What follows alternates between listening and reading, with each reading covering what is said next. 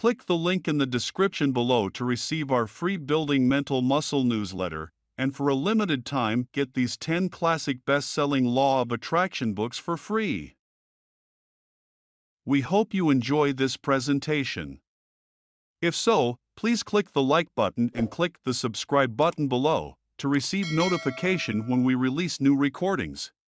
Richard Hargraves presents Salvation History by Neville Goddard. First published, 1968. This audio edition recorded 2023. Digitally narrated using the voice of Christopher Sage for BuildingMentalMuscle.com. Copyright 2023 Iron Power Publishing. All rights reserved. Salvation History 1968. By Neville Goddard. It is God's purpose to give Himself to you as though there were no other. And when He does, it will not be you and God, but you as God. Although it seems impossible for the God who created the universe and all within it, to give Himself to one who is born in time and will die in time, it is true. Ask a devoted Christian who knows his Bible if he believes in Jesus Christ and thinks of Him as the Lord. He will answer, yes. Ask him if he believes that Jesus was referring to the Creator of the universe when He said, "I and my Father are one, and when you see me, you have seen the Father," and again he will agree. Do you believe that Scripture is the Word of God which is true, and its truth cannot be broken? That Jesus said no one could enter the kingdom of heaven unless he was born from above, and He is in heaven now? Then Jesus had to have been born from above, would He not? Did He not say that He encountered David in the Spirit, at which time David called Him Lord?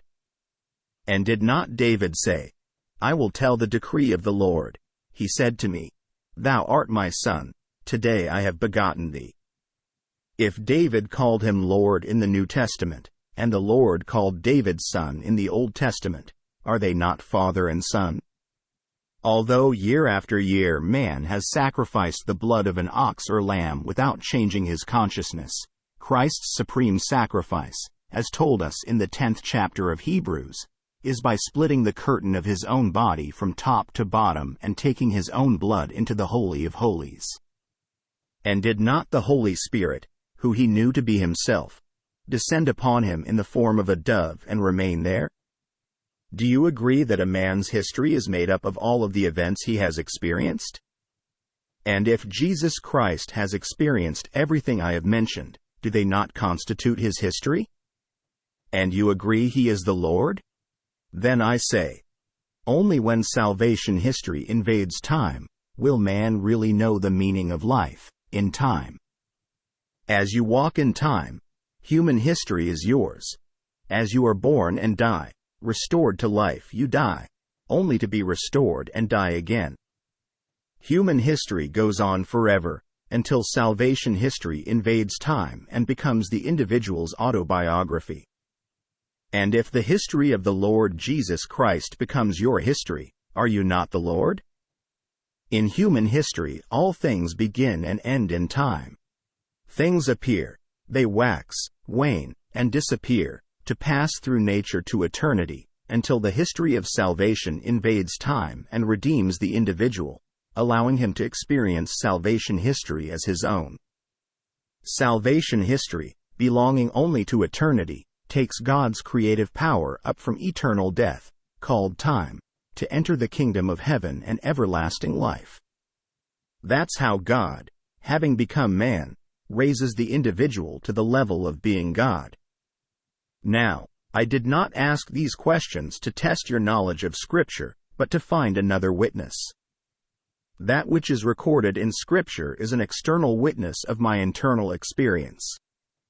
Therefore, who am I other than the Lord Jesus Christ? This is my destiny, as it is yours. Although limited while I walk the earth, when this limitation is taken off, I, who have found God to be my very self, will join that one body, one Spirit, one Lord, one God and Father of all. Having experienced the only history of salvation, I know I am He. Although this experience is uniquely mine, it is not exclusive. Everyone will have this invasion and experience the history of salvation, for that is how God gives himself to man, that man may become God. A man's autobiography is his own personal history. When the autobiography of Jesus Christ was experienced as recorded in Scripture, was it believed then? No, because the individual was known by those who heard his story. They knew him to be the carpenter's son. They knew his brothers and sisters and could not understand how he could claim to have come down from heaven. To claim God as his Father yet be one with him.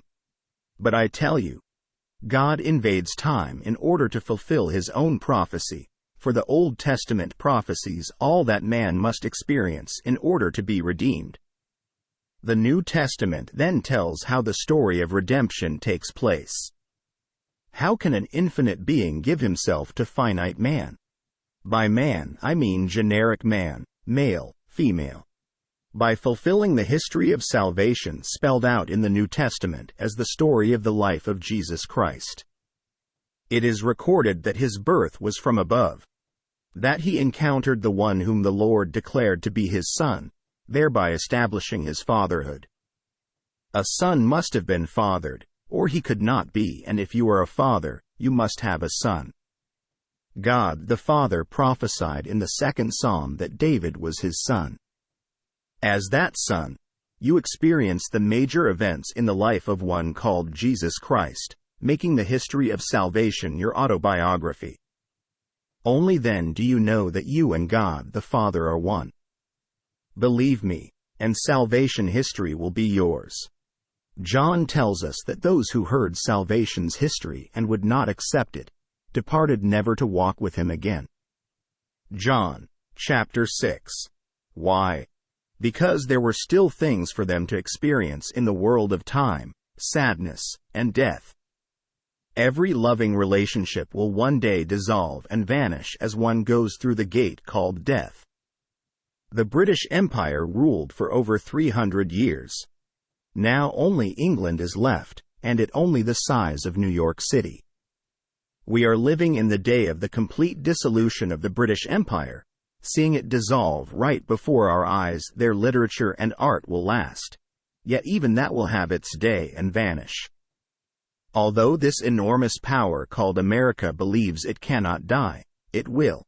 For this is a world of death.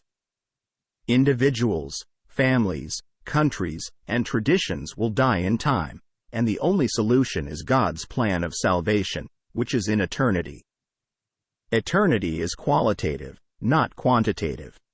It does not describe duration, but creation. In this world, all things come to an end.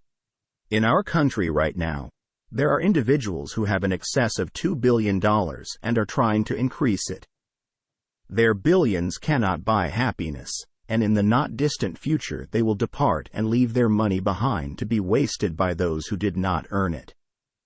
This is a world of time, where all things begin and end. Although death appears to be, there is none. Those who remain experience their death, but to themselves they do not die. Instead, they are restored to life in a young body with nothing missing. There they will get older and eventually die, to be instantly restored, again unaccountably new, in a terrestrial world like this one, to go on and on and on. That's restoration. But the birth from above is something entirely different. That occurs when infinite God gives himself to the individual. He does it by inserting his story of salvation into time, possessing the individual, then unfolding himself from within, fulfilling salvation history. The Bible is an incredible story of how God became man that man could become God. The history of God contains eternity, which has neither beginning nor end. Therefore, salvation history is forever taking place. God's will must be being done absolutely and continuously, because it is eternal.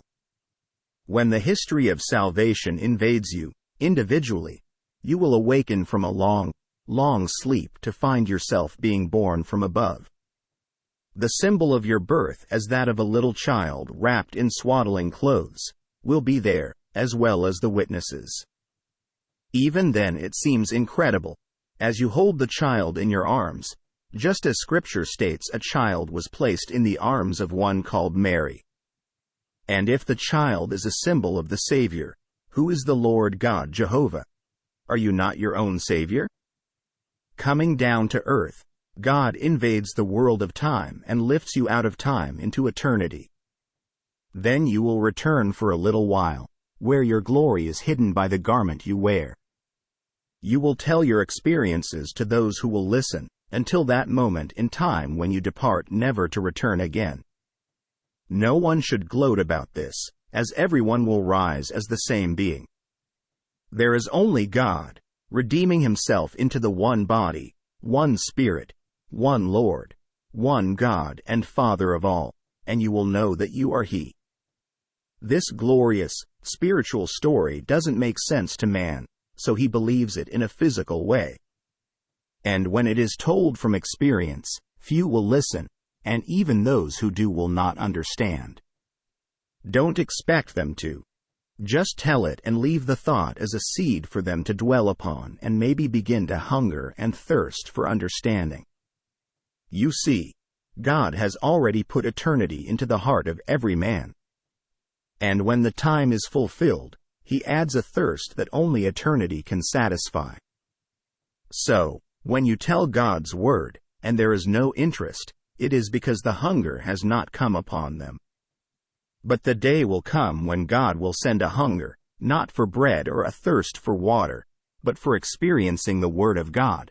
And not a thing can satisfy that hunger but an experience of God. In order for such an experience to happen, God must invade time and possess you. Then you fulfill salvation's story, as everything said in Scripture is experienced by you. Having come into the world, and fulfilling Scripture, you will interpret Moses, the law, the prophets, and the Psalms, as things concerning yourself. For you will discover that the events recorded as happening to Jesus Christ have happened in you. Remember, not every word of Scripture is significant. Like a letter you write, not every word has significance, but there is meaning, a purpose to your written word. When salvation history invades you, the meaning of Scripture will be known from experience. Using the law of Moses and the prophets and the Psalms, you will interpret in all the Scriptures the things concerning yourself, knowing you are the Jesus Christ of which Scripture refers. The Bible ends on the 20th verse of the 22nd chapter of Revelation with these words, "Come, Lord Jesus." The last verse, "The grace of our Lord Jesus be with you," is only a benediction. With the words, "Come, Lord Jesus," you are inviting Him to come, possess you, and unfold the history of salvation within you, so that you will no longer identify yourself with the body of flesh you wear, but become the very being you are seeking. And when that happens, although you will continue to walk the earth with all the weaknesses and limitations of the flesh, you will know who you really are. Take my message to heart and dwell upon this, the only salvation. Every day, tens of thousands will die either violently or naturally, to discover that they have not died to themselves. Their body will be physical and their world terrestrial. There they will love and marry as they did here, for it is the same age, and therefore the same world as before. When Jesus was asked, "Did not Moses say that if a man married and had no offspring and died, his brother should take her to wife and raise up a family for his brother? If he did this, whose wife would she be in the resurrection?"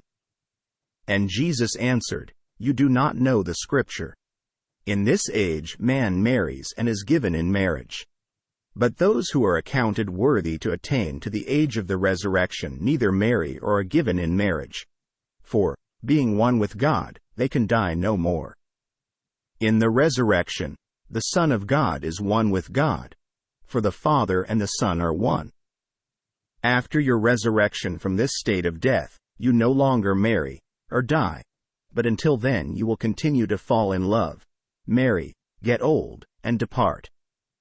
They have cemeteries there too, making money or people who own them by burying things that do not die. If you and I had gotten in on the ground floor of Forest Lawn, we would be millionaires by now. All those people do is play upon the gullibility of people, because no one who dies ever goes there. You might just as well take off the clothes you are now wearing, take them to Forest Lawn and bury them in a box. It's the same thing, because you wear your garment of flesh and blood just as you do a suit of clothes. But in this age a box must be purchased to put the garment in so that people can make a quick dollar. Yet the being who wore the garment is the creator of the world, and instantly created a new one to continue life as before. Now, wouldn't it be horrible if life like that went on forever? Well, God in His infinite mercy invades time and redeems man in the one body of the Lord Jesus Christ. Claim you are as free as the wind. Live nobly in your imagination. Dwell upon all the lovely things in life for yourself and others, as there is no other. Without loss of identity, you are going to know you are the one God who created and sustains the world. You will know you did not begin when you came here, but have been traveling for unnumbered centuries. You have done violent, horrible things, yet God in His infinite mercy has removed their memory so that you could live with yourself. And in the end, when God invades you with the eternal history of salvation, all of your past will be forgiven. It will be wiped out as though it never was. And you will be redeemed with no memory of the horrors you knew in this world of time. All things begin and end in time, but there is no beginning or ending in eternity. It just is. The history of salvation was not composed by God. It was always so. It was His plan to be inserted into time and redeem humanity. Now let us go into the silence. End of lecture. If you enjoyed listening to this recording, please click the like button and click the subscribe button below to receive notification when we release new recordings. Click the link in the description below to receive our free Building Mental Muscle newsletter, and for a limited time get these 10 classic best-selling Law of Attraction books for free.